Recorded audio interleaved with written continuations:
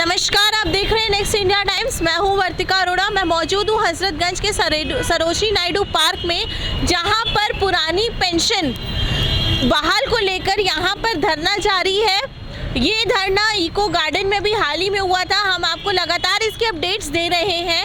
हाल ही में eco garden में हुआ था और अब यहाँ सरोजिनी नायडू पार्क में हो रहा है। ये धरना इनका लगातार 5 दिसंबर तक चलने वाला है और इनका कहना, आज इन लोग का ये जो है ये राज्य लेवल पर था, राज्य स्तर पर था।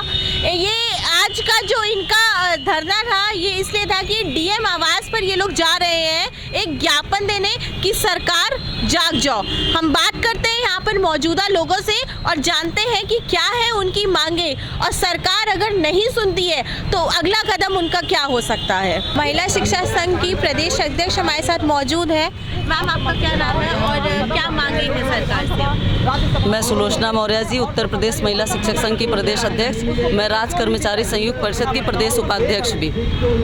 आज यहाँ पर उपस्थित हमारे आदरणीय राज्य कर्मचारी संयुक्त परिषद के प्रदेश अध्यक्ष श्री SP तिवारी जी के नेतृत्व में ये धरना प्रदर्शन दिया जा रहा है, जो कि पुरानी पेंशन बहाली के संबंध में 2005 से यह पेंशन बंद हुआ है और अभी तक ये पेंशन की लड़ाई सभी जितने भी कर्मचारी हैं वो सभी एक साथ एकजुट होकर लड़ रहे हैं, लेकिन अभी तक ये पेंशन जारी नहीं किया गया।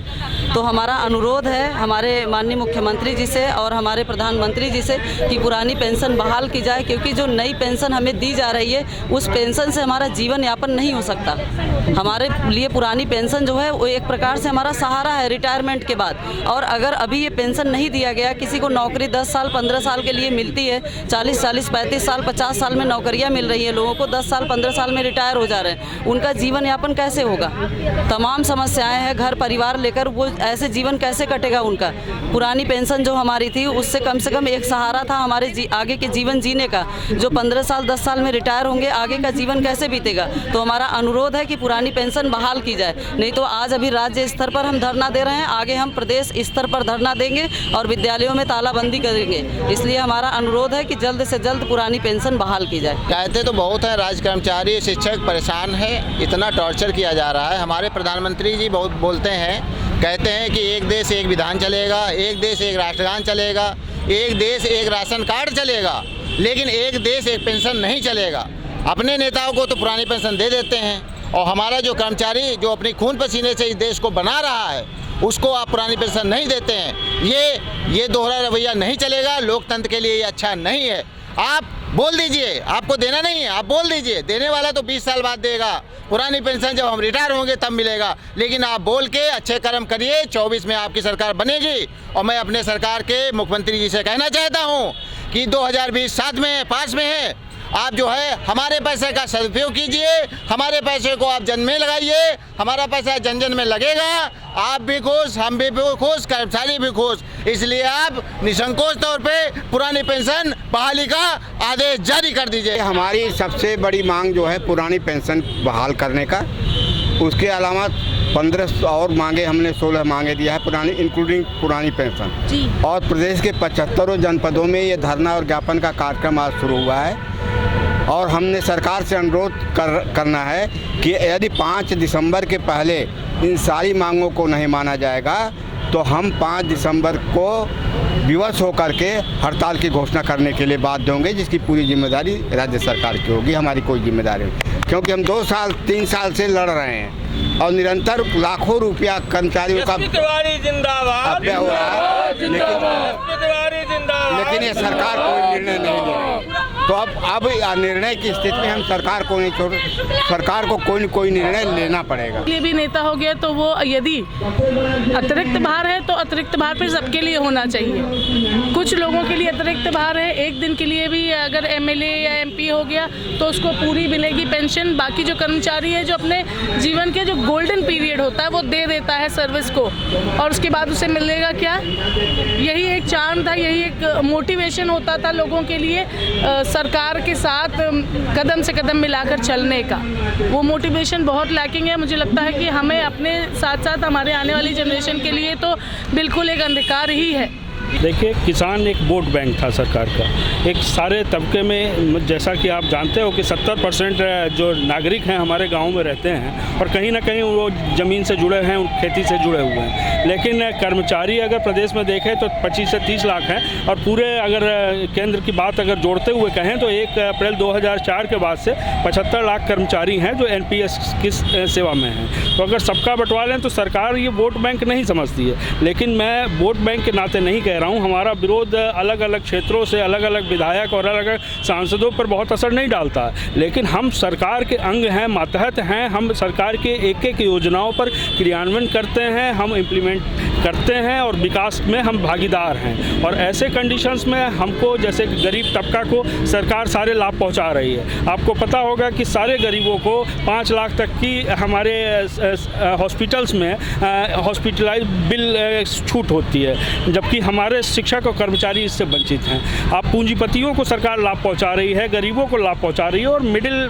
क्लास और कर्मचारियों से पैसा, सबसे ज़्यादा टैक्स पेयर हम ही लोग हैं और सबसे ज़्यादा टैक्स वसूली हम लोगों से होती है और विकास में योगदान होता है। ऐसे कंडीशंस में हमको विकास का भागीदारी का अंश न देना, हमको वेतन दे रही है और वेतन भी अगर आप प्राइवेट कंपनियों के पैकेज देखें तो हम कहीं बहुत पीछे हैं जितना हम लोग काम करते हैं। आप एक प्राथमिक शिक्षक से उम्मीद करते हो कि विभाग के, अपने विभाग के साथ साथ सारे विभागों का काम कर रहा है। आज वो इलेक्शन के बीएलओ की ड्यूटी से लेके इलेक्शन जब तक हो रहा है एक एक जगह पर मुस्तैद है। कोरोना के काल में हॉस्पिटल से लेके एम्बुलेंस से लेके दवा बांटने तक का काम इन शिक्षकों ने किया है। आपको पता है कि 2200 से 2400 शिक्षक कर्मचारी हमारे बेसिक शिक्षा के हमारे दिवंगत हो गए केवल इन्फेक्शन के कारण कि एक हॉल में आपने हज़ारों लोगों को बैठा के प्रशिक्षण कराया और वो कोरोना के और उसमें भी उन्होंने पूरा मुआवजा नहीं दिया। जहाँ तक हाई कोर्ट ने 1 करोड़ देने की बात की, वो 30 लाख तक ही उन्होंने वो सिमट के रह गया और एक दायरा बांध दिया कि इस डेट से इस डेट के बीच जो